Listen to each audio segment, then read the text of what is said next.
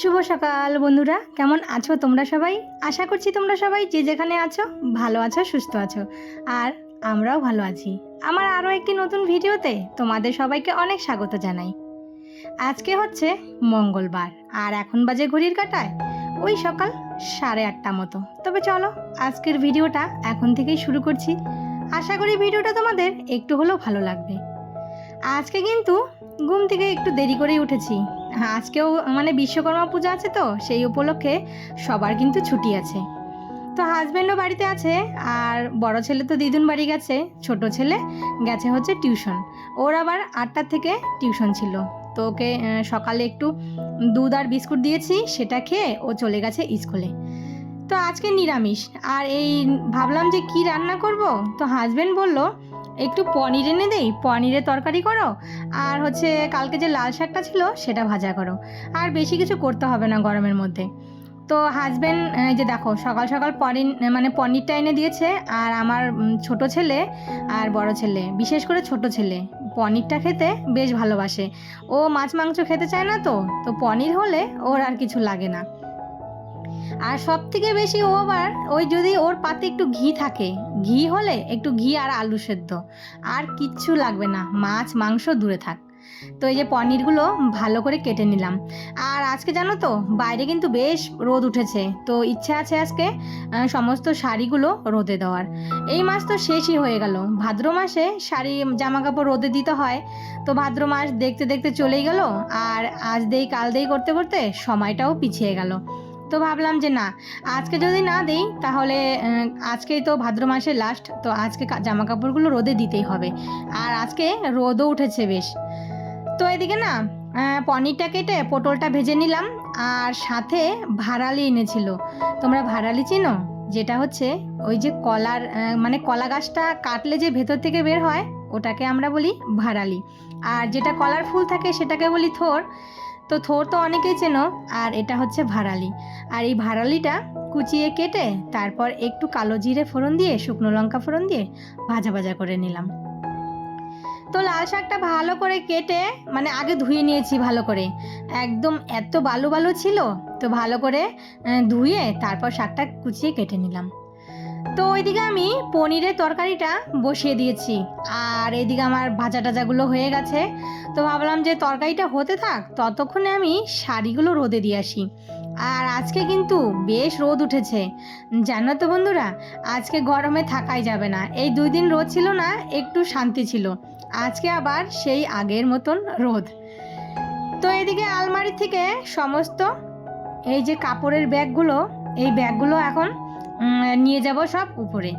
আর উপরে না একটা তোমার পলিথিন বিছিয়ে রেখে এসেছি, তো সেটার মধ্যেই সমস্ত শাড়িগুলো মেলে দেব।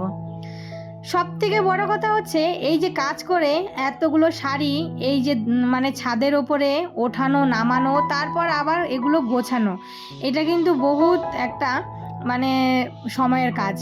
তাই সব সময় কিন্তু এই কাজগুলো হয়ে থাকে না। এই যে এই আজকে করব কালকে করব করতে করতে মাসের দেখো শেষই হয়ে গেল। আজকে যদি রোদে না দেই তাহলে এই ভাদ্র মাস কেটে যাবে।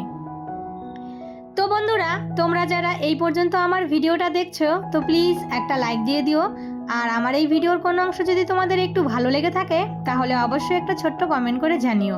আর আমার এই ছোট্ট পরিবারে তোমরা যদি কেউ নতুন বন্ধুরা হয়ে থাকো তাহলে চ্যানেলটা সাবস্ক্রাইব করে আমার পাশে থেকো। আর যারা অলরেডি এই কাজটা করে দিয়েছো তাদেরকে অসংখ্য ধন্যবাদ। আর হ্যাঁ, তোমরা যদি বন্ধু করেই থাকো তাহলে বন্ধু হয়ে পাশে থেকো। আর আমি কিন্তু তোমাদের পরিবারে অবশ্যই চলে যাব, সেই সময়টুকু আমাকে দিতে হবে তোমাদেরকে।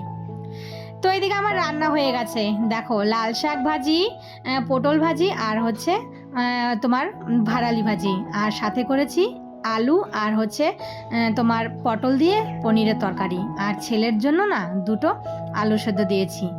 তো তাড়াহুড়োতে আলু সেদ্ধ দুটো আলুর দুটো আর ছুলে দিইনি, ওইভাবেই দিয়ে দিয়েছি। তো ওইদিকে রান্না বান্না হয়ে গেছে। আর এইদিকে না তোমার খাওয়া দাওয়া সেরে রান্নাঘরে সমস্ত কাজ টাজ সেরে ছাদে এসে কাপড়গুলো একটু উল্টিয়ে দিলাম। তো আমার কাছে অত দামি দামি শাড়ি কিন্তু নেই, যা আছে সেটাই অনেক। তো ওইদিকে শাড়িগুলো রোদে দিয়ে চলে আসলাম নিচে। তো আলমারি যখন খুলেছি তো ভাবলাম যে এই যে শীতের পোশাকগুলো আছে এগুলো সব বের করে ফেলেছি, আলমারি তো ফাঁকা, তো ভাবলাম যে চলো এগুলো আবার একটু ভালো করে গুছিয়ে তারপর রেখে দিই। এই কিছুদিন পরেই তো আবার এগুলো বের করতে হবে। এই মাত্র মানে আর 2 মাস গেলেই কিন্তু এই শীতের পোশাক আমাদের বের করতে হবে। মানে এই যে আশ্বিন কার্তিক অগ্রহায়ণ মাস থেকে তো ঠান্ডা পড়েই যাবে, মানে দুর্গা পুজো যাওয়ার পর থেকে কিন্তু একটু একটু করে ঠান্ডা পড়ে যাবে। মাঝখানে অনেকটা সময় কেটে গেছে, তো এইদিকে 1-2 ঘন্টার মতো শাড়িগুলো রোদে দিয়েছিলাম। আবার বেশি রোদে রাখা যাবে না, তাহলে শাড়িগুলো নষ্ট হয়ে যাবে। তারপর চলে আসলাম, এসে এখন এই যে সমস্ত শাড়িগুলো এখন নিচে নিয়ে যাব। আর এই যে ওঠা নামা করাটা না খুব একটা মানে বিরক্তিকর ব্যাপার। যদি নিচে হতো তাহলে ভালো হতো। এই ছাদে একবার আসো আবার যাও আবার আসো, ওই দিনে মানে এই যে শাড়িগুলো দিয়েছি কতবার যে আমার ওঠানামা করতে হলো, এই বিরক্তিতেই আরও আমি শাড়িগুলো রোদে দিতে মানে চাইনি, কিন্তু দিতে তো হবেই। শাড়ি না ভাজে ভাজে থাকতে থাকতে কিন্তু দেখবে শাড়িগুলো কেমন হয়ে যায়, যদি একটু রোদে না দেওয়া হয় তাহলে কিন্তু ভালো থাকে না। আর আমরা যখনই শাড়ি টাড়ি পরি তখনই কিন্তু শাড়িগুলো একটু রোদে দিয়ে রাখি। তো চলো এখানে শাড়িগুলো একটু থাক, মানে ওই 1-2 ঘন্টার মতন থাকুক, এদিকে ফ্যানটা চালিয়ে রেখে দিই, তারপরে শাড়িগুলো ভাঁজ করব। তো ভাদ্র মাসের শেষ আর পুরো আলমারি খালি করে আজকে সমস্ত শাড়িগুলো বের করে এইদিকে রোদে দিয়ে দিলাম।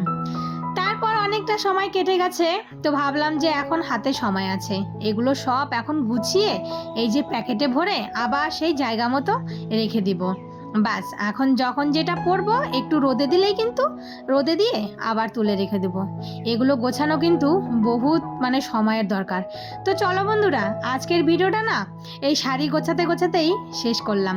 তো তোমরা সবাই ভালো থেকো, সুস্থ থেকো, আর ভিডিওটা কেমন হয়েছে অবশ্যই একটা কমেন্ট করে জানিও। আবারও দেখা হবে।